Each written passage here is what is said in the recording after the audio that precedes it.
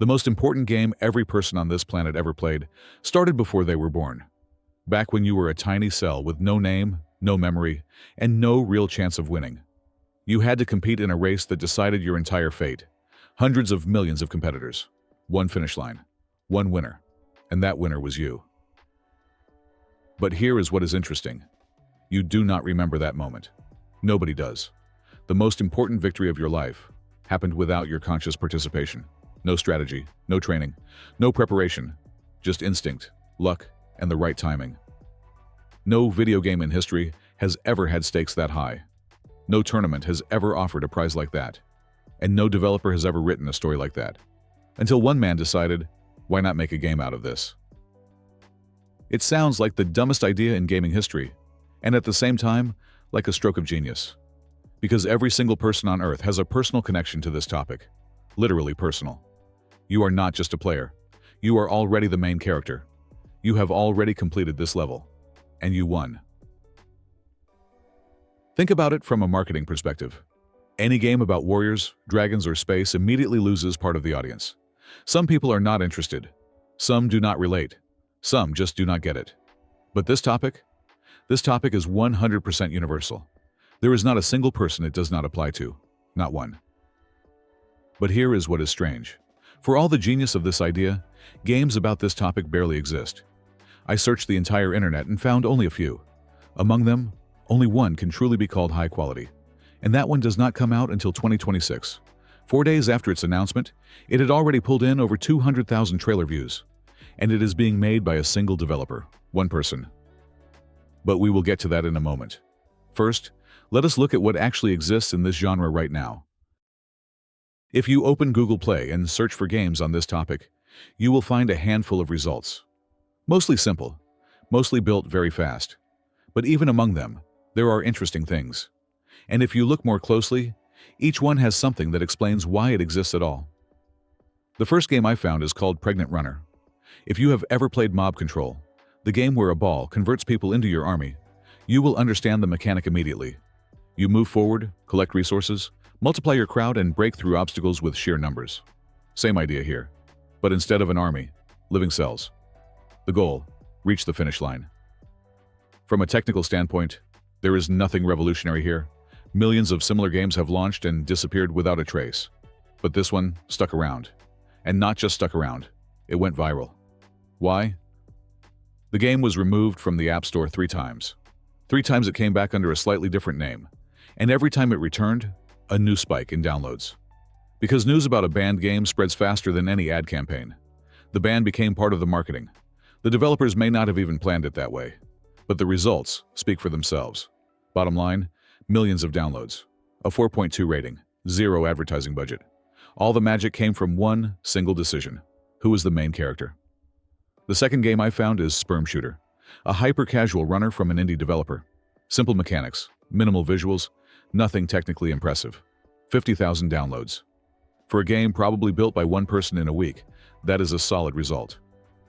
But there is something worth noticing here. 50,000 is not a million. It is not a sensation. But think about this. How many games launch on Google Play every single day? Around 2,000. Every day. And the vast majority of them never break a few hundred downloads. 50,000 in that context? That is already a win. And that number proves one thing. Even a small niche game on a provocative topic finds its audience. No advertising, just the topic itself. The third game is 9 Months, a pregnancy simulator. You play through 9 months, making decisions for your character. It sounds like an educational game, and partly it is. But the marketing is designed to make you stop and ask yourself, is this actually serious? The answer, yes. And this game is interesting for an unexpected reason. In the reviews, there are several comments from biology teachers. They use the game in class. The absurd game format removes the awkwardness of the subject. Students laugh and remember the material far better than from a textbook. That was not the developer's goal. But that is what happened. All of these are simple games. Most are mobile, most were built fast, most had no real ambition. None of them tried to make something truly meaningful out of this topic. Something deep, something beautiful, something you could call a real game with a capital G. But together, they all prove one thing. The audience is there. The interest is real. The niche exists. and it is almost completely empty. Until 2026. His name is Valentin Wirth. He is not the founder of a big studio. He does not have a team of 50 people or $1 million budget. He is a cinematic artist. Someone who spent his entire career creating scenes inside other people's games. His credits: Mafia 3 and Crime Boss Rocket City. Good games, but not his games. And at some point he decided, enough of telling other people's stories. Time to tell my own. That decision is familiar to anyone who has ever thought about building something of their own. The difference is that most people stop at the thought. Wirth did not stop. The idea he chose is the most absurd and the most obvious at the same time. A game about the tiny cell that starts every single human life. He could have made a game about knights, about space, about zombies. But he made a game about the beginning, about the very first moment of existence for every one of us. The trailer opens with the words, "Deep inside the balls," written in a font that looks exactly like Finding Nemo. It is either genius or total failure. The first few seconds make you smile and question everything at once. What is this even?